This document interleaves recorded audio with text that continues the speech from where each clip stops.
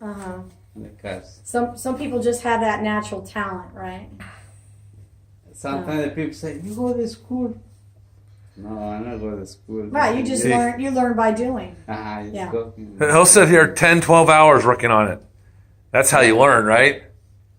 I stay here all Yep. all day, all. Like I said, I hope John pays you well. That's a lot of work. My goodness. All right, honey. Well, we won't let him do his thing. We're not going to take up too much of his time. I want to get a videotape of You this. keep getting your clothes. Every time you come in here, you get your clothes dirty. I'm going to have to put this in the water. That's okay. So, all right. Well, we need to get going. So, All right, Sean. yeah. See you later. Bye-bye. Well, how are you going to get home? See you later.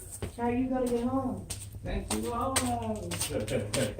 No, He's happy. no. Monday you want to drive the car again. I'm going to teach you how to drive a stick shift on this car, Shelly. So, Yeah. if you value your car, you will